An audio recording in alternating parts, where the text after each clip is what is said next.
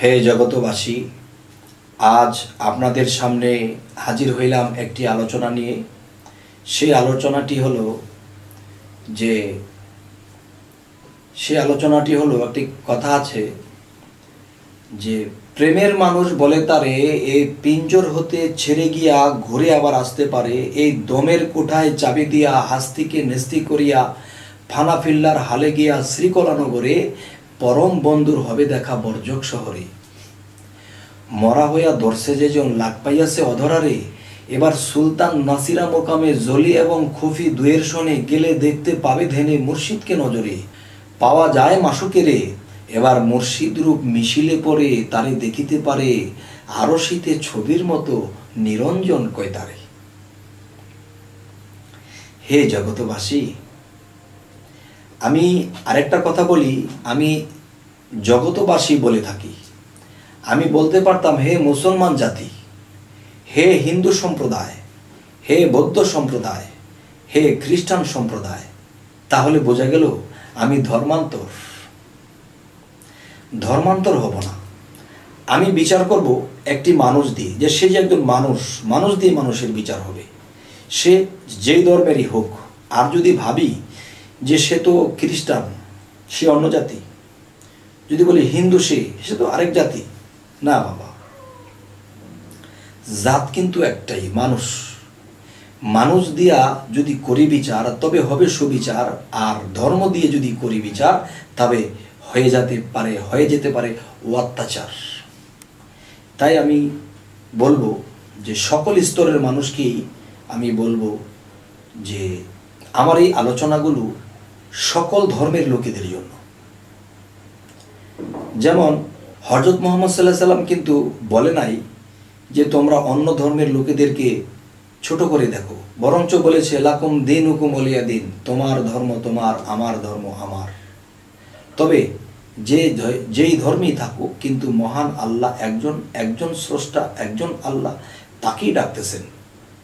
আচ্ছা, তাহলে আজকের যে আলোচনাটির বিষয় সেটি হলো যে মানুষের ভিতরে মানুষ, তার ভিতরে সাই, তারে পাইবার জন্যে আমরা মুর্শিদ ধরতে যাই। এখন মানুষের ভিতরে মানুষ, তার ভিতরে সাই, তারে পাইবার জন্যে আমি যেখানে যাই, সেইখানে গিয়া যদি দেখি এইসব কোনো খবর আর বার্তা কোনো কিছুই নাই, তাহলে বলেন কেন আমরা সেখানে যাই? আচ্ছা, তাহলে আমাদের অবশ্যই যেতে হবে, কারণ মানুষের ভিতরে যে একটা মানুষ আছে, সেই মানুষটার জামা হইল আমার এই দেহটা। যেমন আমার দেহের জামা পরেছি, এটাও আমার দেহের জামা। তাহলে আমার দেহটা কার জামা? আমার দেহটা হলো আমার আত্মার জামা। আর সেই আত্মার ভিতরে কে আছে? রুহু আছে। আত্মা এবং রুহু কিন্তু আত্মা নয়, আত্মা কিন্তু রুহু নয়, দুই জিনিস। পঞ্চ আত্মা দিয়ে আমাদের এই দেহ গঠন করা হয়েছে, এবং এই দেহের একটা জামা পরেছি, এবং আত্মার জামা হলো আমার পোশাক, আমার দেহটা পোশাক।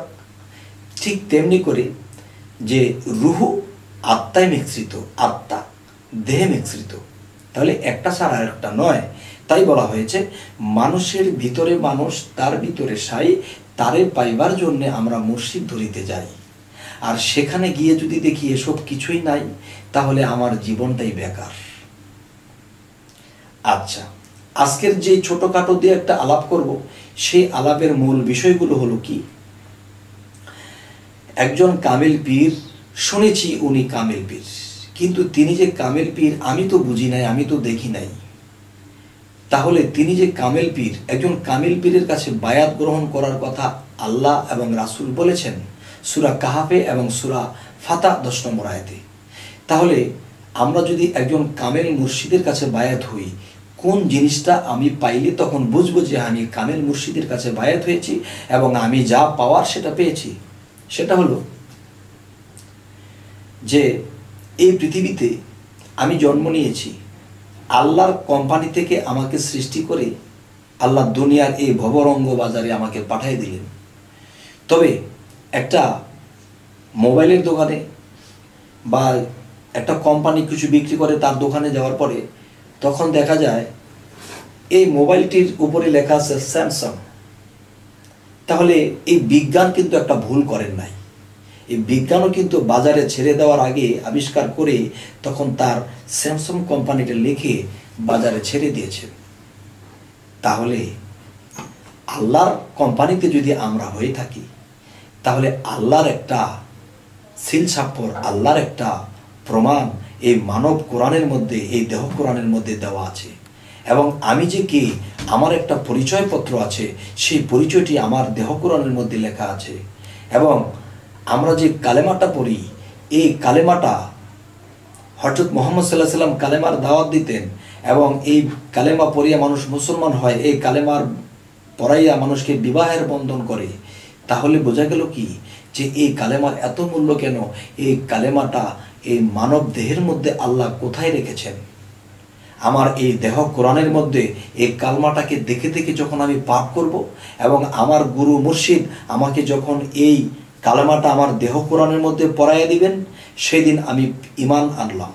যেমন কোরআনে একটি জায়গায় আছে যে তোমরা পুনরায় ঈমান আনো। পৃথিবীতে এসে আমি কায়দা পড়েছি, আমাসি পারা পড়েছি, এরপরে আমি কি ওখান থেকে কালমাটা শিখেছি কাগজ থেকে, যে ওই কালমাটা আল্লাহ এই দেহ কোরআনের মধ্যে রেখেছে।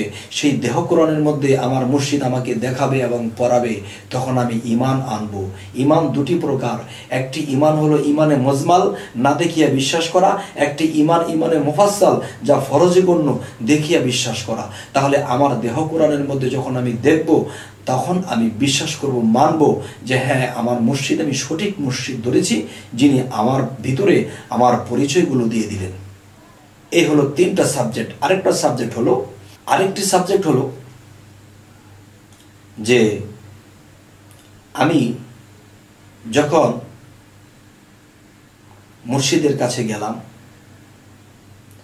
তখন মুর্শিদ আমাকে আরেকটি পরিচয় দিবে যে বাবারে, তুমি যদি এই এই সাধনগুলো এই কায়দায় এই নিয়মে করো, যেমন একটা আছে জিকির আজকার, জিকির তো শরীয়তের মানুষেও করে, তাহলে এমন কিছু জিকির, এমন কিছু সাধনা, এমন কিছু দমের সাধনা আছে, এই সাধনাগুলো মুর্শিদ দিয়ে দিবে।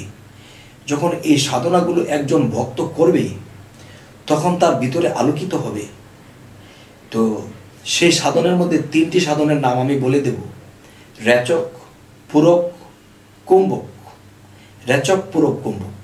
রেচক, পূরক, কুম্ভকতে লুপ্ত করো কাম্বিকার, পরের স্বর চক্রসন নিঘুমেতে করো ধ্যান, দম সমর্থে করো সাধন, গুহমূলে মূলাধার। সেই স্থানে যখন আমি পৌঁছাবো তখন কিছু দেখতে পাবো। আচ্ছা, যাই হোক, আজকের মূল বিষয় হলো যে এই সাধনাগুলো মুর্শিদ দেবে এবং আমার নিজের পরিচয় এবং আল্লাহর পরিচয় এবং সেই কালেমার দাওয়াত নবীজি দিত, সেই কালমাটার এত মূল্য কেন, আর মানব দেহটার ভিতরে আল্লাহ এই কালমাটা কোথায় রাখলো, এই জিনিসগুলো দেখাইয়া যখন আমার মুর্শিদ আমাকে দেবে এবং বায়াত করবে, তখনই মনে করব যে আমি সঠিক গন্তব্যে আছি। তখন আমি তাকে মানব। তখন পীরের হাত, রাসূলের হাত, রাসূলের হাত, আল্লাহর হাত, তিনটা হাত একটা হাত। তখন আমি এই সাধনার পাশাপাশি আমি অনেক দূর পর্যন্ত পৌঁছে যেতে পারবো ইনশাআল্লাহ। তবে সকলের কাছে আমার একটা অনুরোধ থাকবে যে এই যে মানুষ, এই মানুষ হয়ে আমরা জন্মাইছি, 18,000 মাখলুকাতের মধ্যে মানুষ শ্রেষ্ঠ, কিন্তু মানুষ যে শ্রেষ্ঠ, কিন্তু আমাদের শ্রেষ্ঠ হতে হবে কর্ম এবং সাধনার দ্বারা। তাহলে সেই শ্রেষ্ঠ যে আমরা হব কি করে? যদি কেউ মুর্শিদ ধরতে যান তখন দেখা যায় যে এই সাধনাগুলো নিয়ে নেবেন। যদি এই সাধনাগুলো আপনারা না নেন তাহলে কি হবে? আমরা সেই থাকব। যাই হোক, আজকে যে কথাগুলো বললাম, আমার কথা হলো আমি দিল খোলসা করে কিছু কথা বলতে চাই। সেই কথাগুলো যদি কেউ ব্রেন্ডে রাখে আর যদি এগুলো মানে, ইনশাল্লাহ সে আউলিয়া হবেন। আর আল্লাহ কোরআনে বলেছে যারা আউলিয়া, যারা ওলি, তারা আল্লাহর বন্ধু। আর আল্লাহ বলেছে আমার বন্ধুদের কোনো ভয় নেই, আমার বন্ধুরা কখনো চিন্তিতও হবে না।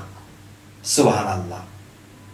হে জগতবাসী, আমার এই আলোচনা যদি আপনাদের ভালো লাগে তাহলে আমাদের আরও ভিডিওগুলো পেতে সাবস্ক্রাইব করুন, আমাদের সাথেই থাকুন, যাতে পরবর্তীতে আপনাদের সামনে আমরা পৌঁছতে পারি। তো আজ এই বলেই রাখছি, সকলেই ভালো থাকবেন। আল্লাহ হাফিজ।